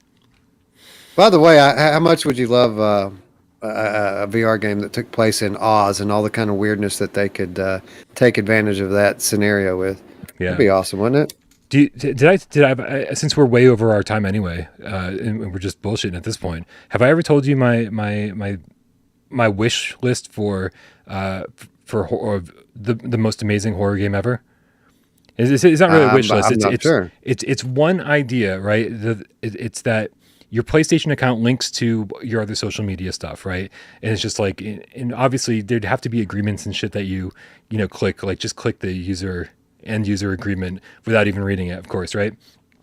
And so you're walking through like the PT house or a paranormal activity type house. You're walking through a typical horror game, right? And you look over at the mantle, and there's a picture on the mantle, and you look over, and it's like your mom, or your grandmother, Right. or your brother, or Right. your sister, right? And then you look back, and it's just like some generic photo, and you're like, was that? I like it. Like when they can actually access your own information just to scare you further than you are, like that takes it further than a game. And I would absolutely love if somehow I mean Facebook, like Oculus is already connected to Facebook. That could be a question. Right. Absolutely. Well, what you're talking about is bringing elements of what they call an ARG into a video game and kind of making this hybrid style game. For what it's worth, Hideo Kojima says that his next project, well, there's two of them, and one of them is something that really hasn't been done before in gaming. We all kind of speculate that maybe that thing is some kind of a VR horror game. Wouldn't it be cool as that guy, kind of the master of the ARG, if you will, were to implement that kind of gameplay into his next and first VR game? It could happen. Yep. I totally envision Hideo Kojima being the one to make something like this happen. Yeah. On a related note, on a very obscure title, there was a title in Steam called Nevermind, and that game, while it doesn't quite do what you're describing here, there are certain like biometric scanners that you can buy for your PC, and that game can take data from those biometric scanners and supposedly learn what scares you, and then kind of lean more heavily into that sort of thing, which is a cool idea too. That I think that as we move into the next gen with all of this new sensing technology on it, we could see more stuff like that. Yeah, I'm so down. Wes, you know what time it is? It is almost 8:00, Brian. It must be time for 20 questions. Yeah, I think it was time for 20 questions almost an hour ago. Yeah. So let me bring up my game here that I want to get just to make sure I have all the information at my fingertips, my dirty little fingertips that I brought into the bathroom with me. I'm pretty sure I cleaned the fingertips, even if I didn't clean the phone. Sorry, guys. It's disgusting. I'm sorry. All right. Let me bring up the timer. You got 20 questions. Guys, everybody in the chat, please help Wes with amazing questions and suggestions and help him get the game that I'm thinking of, the PSVR game I'm thinking of, in less than 20 questions. Wes, are you ready? I am as ready as I'm going to be, Brian. That's a no. So let's go. Let's go. Is this a horror game, Brian? Horror slant. Horror elements. Yeah. I see. How about does this game use thumbsticks? Yeah. Yes, it does. Okay. Well, that's interesting. Does this game support aim controller? Yeah. Would you class it primarily as a shooter? Yes. Rocking and Is rolling. it a wave/rail shooter? Wave/rail shooter? No, that's 5. So it supports aim controller, and it's not on a rail and it's not stationary. So this is a campaign that you're moving through. Not horror, but horror-ish. So likely a zombie shooter. But you said, well, I guess we didn't ask. Does the game support moves? Yes. So moves or aim. Okay. How many questions was that, by the way? You're up to 6. That was 6. 6. All right, that's not too bad. So we could have Arizona Sunshine. We could have Doom VFR. We could have Doom 3. Can't be Killing Floor Incursion. Killing Floor Incursion doesn't support aim controller. So I've got those 3. That's And Doom 3 doesn't support the moves. Oh, it doesn't. No, it's just dual shock and aim. Figured I'd help you out on that one. That's interesting. Thank you for that. I'm a good host. Who's a good host? I'm a good host. Excellent. Well, is this demons to kill me in my sleep? I'm just trying to be nice to everybody. Is this game published by Vertigo Games? It's not. No. Okay. Is it published by Bethesda? Yes. Okay. So it's a Doom game. So it would have to be Doom VFR, right? Like, you just said that Doom 3 doesn't support moves. Bryan, is it Doom VFR? It is Doom VFR 2017. Bethesda supports all controllers. Definitely a horror slant. Wes, what are your thoughts on playing this with move controllers? That's the big question. For the most of the time that this game's been out, I would have told you that I prefer playing it with move controllers, to be honest. I like playing it with move controllers. The last time I played through it, I used the aim controller, and it took me a while to get used to the arm sticking out of my head. Yeah. But after that, I really enjoyed having those thumbsticks. Like, it was a big game changer. So I think I might prefer the aim controller now, but most of the time I preferred the moves. For years, I would tell people that they should use the moves with it. Yeah, same. I feel the exact same way. I do think that every single time I've played this game with whatever controller that I'm playing it with, I love it. And that's what dual shock, aim, great. Moves. Doesn't matter. Obviously, moves play completely different and actually give you 2 hands in VR. But then you're forced to teleport. And there's no turn buttons, right? It's just the 180 flip button. I think that's the big concern for a lot of people. But for some reason, man, I got into this great rhythm in my living room of like totally spinning this way and totally spinning that way and like playing it the way they wanted me to play it. And I ended up loving it. And even on the hardest difficulty level, like it's still totally doable and enjoyable. But then it feels like a radically different game when you play it with a dual shock or aim. And I think every way you play it is kind of awesome. Yeah, and it starts good and just builds for the entire thing. By the time you get to the later levels, it feels more like a classic Doom game, and it's great. I agree. I think this is an underrated title because of the control limitations, most likely. But if you have enough patience to work through that, this is absolutely the Doom game in VR that you always wanted, right? Yeah, it's also super short, which is kind of a shame because yeah. Yeah, well, I mean, all VR games at this point, right? So, right. Et.2k9.now with a $10 tip says, which sequel would you rather see/play, Layers of Fear or Hinge? Wes, I got to ask you, Hinge was supposed to come to PSVR, Arcadia, but they have moved on to Requisition, and that's the game they're saying we're getting on PSVR. I'm going to doubt that statement a little bit and say that we'll probably get both games on PSVR2 at this point. We're probably not going to see Requisition on PSVR1. Did you play Hinge? I did, and for the record, Requisition just got postponed for the second time on PC or Quest or whichever one it's coming out on. It's postponed now till September, so I think that if it's coming, it's definitely going to be a PSVR2 thing. Yeah, I did play Hinge, and the reason why Requisition is being delayed and delayed again is because they released Hinge too early. It was a broken mess. Even though visually one of the most beautiful games I've ever seen, it ran very, very poorly on my very powerful gaming computer. So they did patch it out. It is a good game. Probably, I would say that Hinge is probably a better game than Layers of Fear. overall at this point as they stand today. Nice. But you're asking me which sequel am I more excited for? Or which would you rather see or play? So like an imaginary Layers of Fear sequel. There really was a sequel though, wasn't there? Or Hinged, which Requisition isn't the sequel, it's just a different game. So would you want a Layers of Fear 2 in VR or Hinged 2 VR? Well, here's the thing. There's a new Layers of Fear game in development, and it's going to be developed in Unreal Engine 5. So I'm about as excited about that as anything. So I'm going to have to go with I want that game in VR.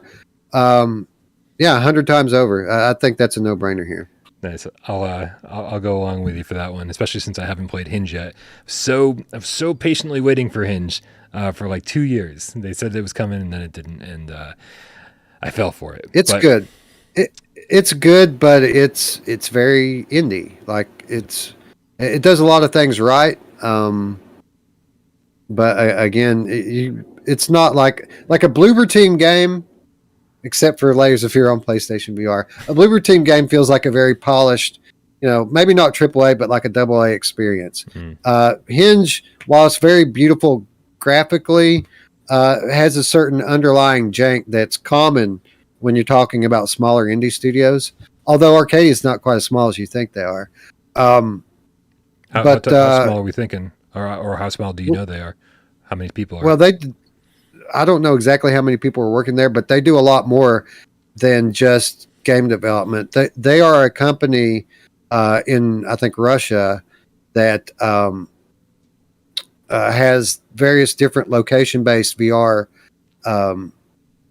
VR arcades, basically. They're a company that has VR arcades that largely before Hinge, they were making games for their arcades.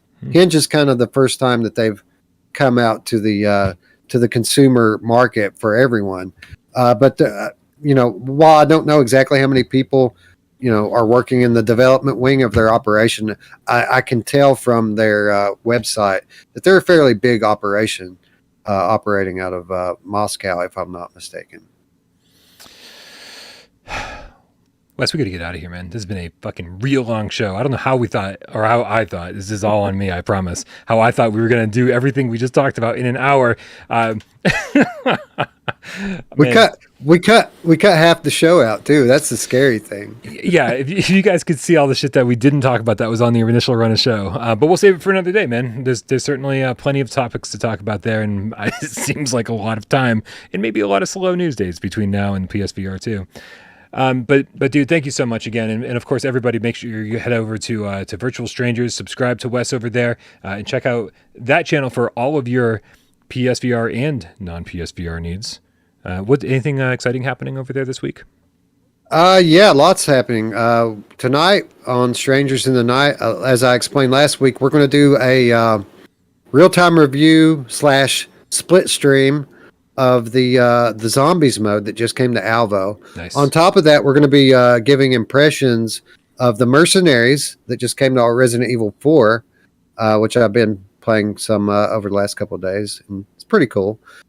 Just makes me want to play the campaign more, but we'll get into that later. And then this weekend we're shooting our next episode of On Location with Tiffany Tolman, and Tiffany, we're going to be playing Walkabout. We're going to play Walkabout mini golf with Tiffany. So cool. Nice. I like playing Walkabout. I guess with Tiffany is fine, but like Walkabout, just without Tiffany's better, but with Tiffany's okay, I suppose. Just kidding. They're bringing Labyrinth DLC. Myst? They're bringing Myst Crazy. DLC. I mean, come on, man. That's awesome. Yeah, no, nobody harasses that team like I do. I DM them. I tweet about them all the time. I've promised that I'll do a 24-hour Walkabout live stream if they bring their game to PSVR1. I just harass them all the time. I'm like, come on, guys, just take a break, hold off on the Myst course, and use that time to bring it over to PSVR1, and then get back to the whole Myst thing. We'll get you there. But yeah, fucking great game. Wes, thank you so much for hanging out and talking about my favorite topic, which is not only VR, but horror. I think it's also your favorite topics. Absolutely. And of course, thank you to all the moderators who helped just keep this channel running, not just here, but over on Discord. Join us on Discord. Click the link in the description below, but not that Streamlabs link that keeps popping up. I got to figure that one out. Yeah, thank you to all the mods. Thank you to Sci-Fi Game Cat Henry, who does timestamps. Thank you to Jamie Out, who gets this thing up on podcast services of your choice. Of course, thank you to everybody who donated during the show, everyone who supports us on patreon.com/withoutparolegames and gets their name on that list down there and gets exclusive content for the $3 and $5 tiers. And of course, thank you to everybody who sat back and watched the show, didn't say a goddamn word. We know you're out there and we love you just as much. Wes, happy Wes-day, Bryan, man. Thank you. Happy half Halloween, Bryan. Happy half Halloween to you. Let's get out of here. Let's do it.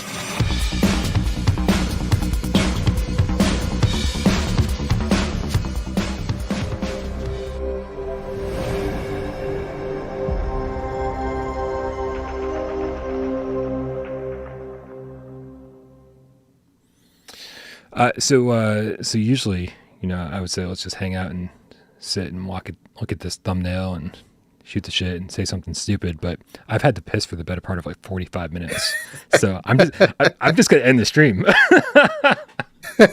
Bryan, go do it, man. Don't hold it. It's bad for you. Right on. Later, Wes. Later.